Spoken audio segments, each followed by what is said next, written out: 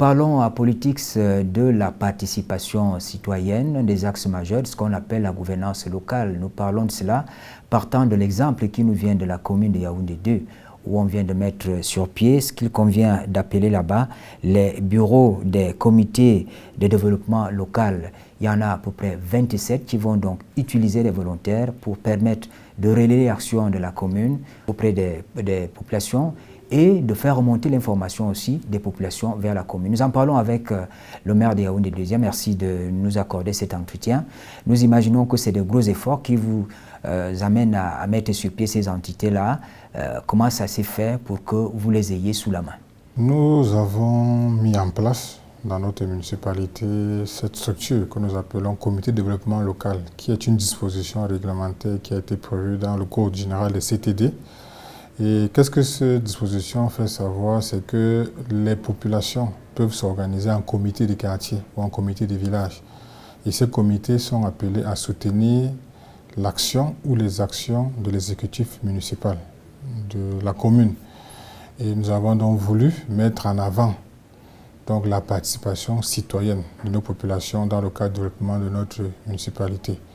Et le processus qui a conduit à cette mise en place, c'est que nous avons pris la peine et le temps d'aller dans tous les quartiers de la municipalité, de sensibiliser et surtout d'informer nos populations sur la nouvelle donne, c'est-à-dire la nouvelle stratégie justement d'intégration de la population dans la gestion de notre municipalité. Nous avons donc le collège des résidents, parce que dans les différents quartiers, il y a d'abord ceux qui habitent, ceux qui résident dans le quartier. Ensuite, nous avons les élus locaux, les autorités traditionnelles.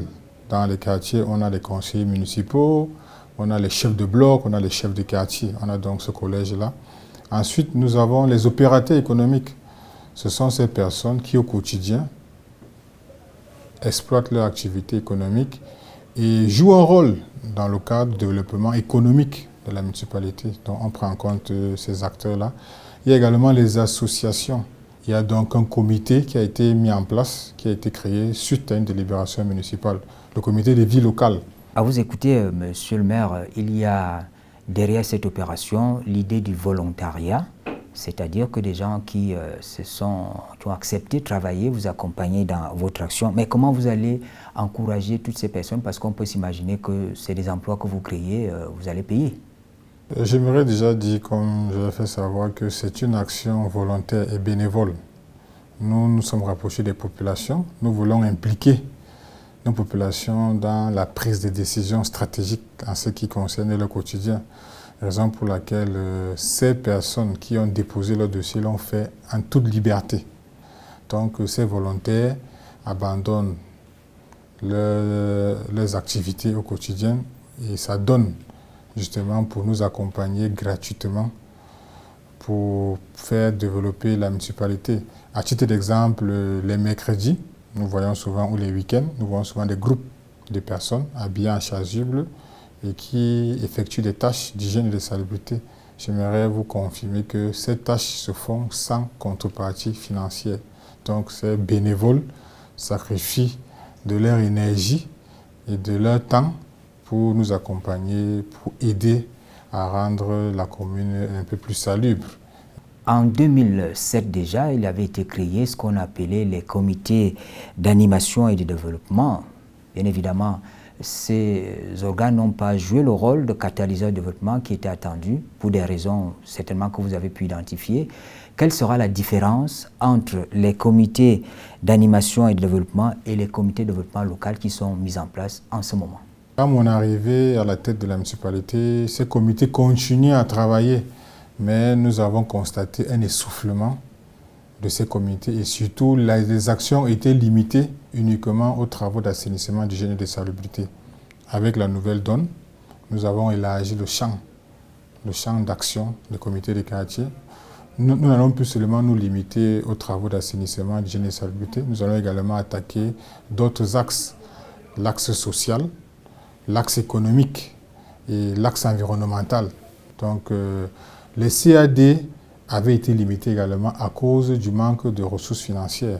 Avec les CODEL, nous avons mis sur pied une stratégie pour les rendre un peu plus autonomes pour nous permettre d'assurer et surtout de pérenniser les actions qui seront menées au quotidien.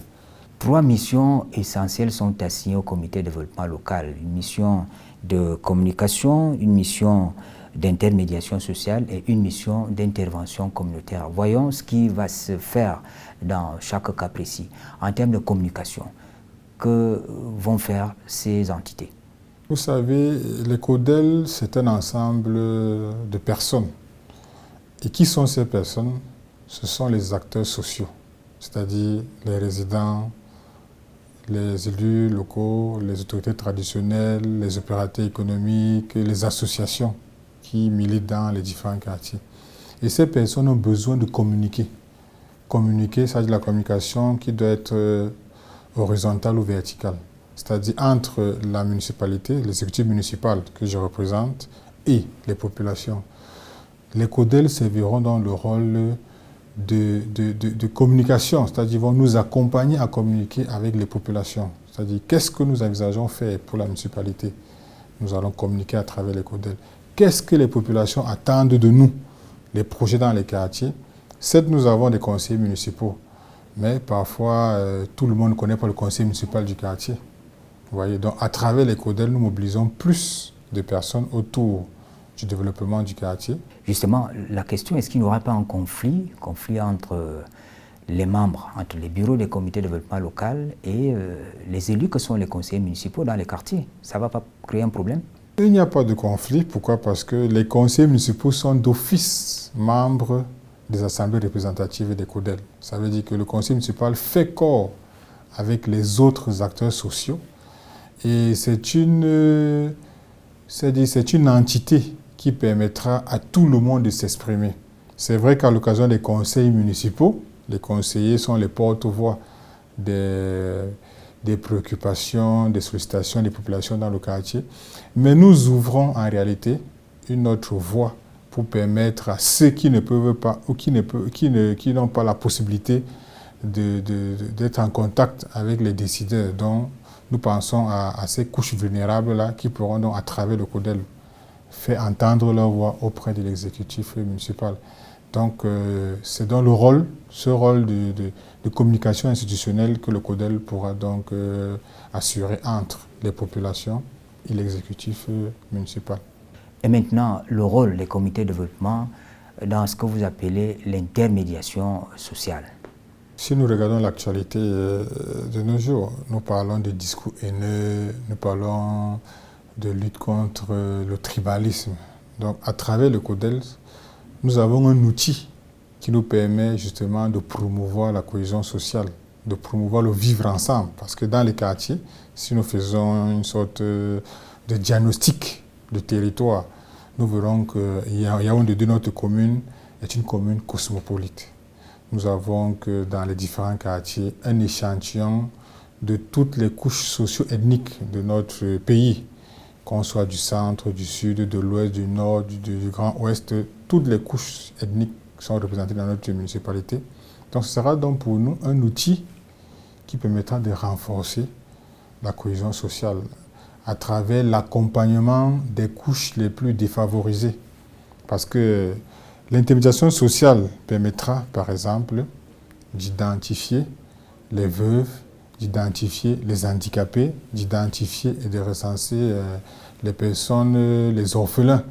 Donc, de concert avec la mairie, nous allons donc mettre sur pied une stratégie pour soutenir toutes ces couches défavorisées.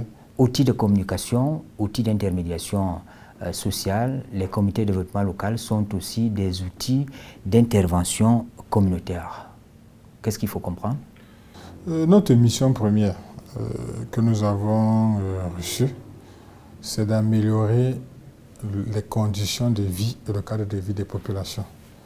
Et pour atteindre cette mission, pour atteindre nos objectifs, le CODEL nous permettra justement de pouvoir faire un diagnostic des besoins, des préoccupations en temps réel des populations dans les différents quartiers.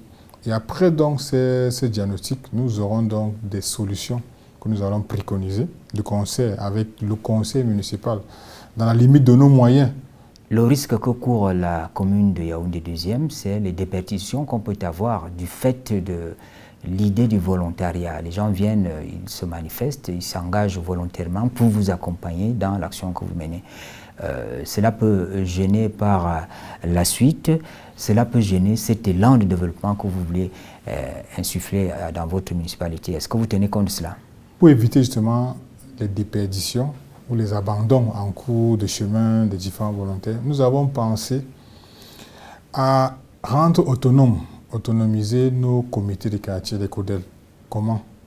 Nous allons donc demander à chaque CODEL d'identifier et d'initier un projet générateur de revenus. Et à travers donc, ces projets générateurs de revenus, nous allons donc mettre à disposition de ces CODEL des petits moyens, non seulement pour encourager ces volontaires, pas pour les payer, mais pour les encourager, mais également pour soutenir l'action de développement dans les différents quartiers. S'il faut par exemple dans un quartier remplacer une ampoule d'un lampadaire qui a été grillé, on ne va pas appeler monsieur le maire pour dire que monsieur le maire, non. À travers le CODEL, on peut facilement remplacer cette ampoule. On va dans les caisses du CODEL, on voit que c'est qu'il y a 20 milliards, 30 000, on remplace une ampoule. Donc avec ces petits moyens-là, je pense qu'on aura moins de déperditions et on pourra un peu plus motiver nos volontaires pour que les actions du CODEL restent positives et visibles dans notre municipalité. C'est un projet que vous portez, un projet qui est en accord parfait avec les dispositions légales. Monsieur le maire, merci de nous avoir permis de comprendre le travail que vous faites, un travail qui porte sur la mise en place des comités de développement local.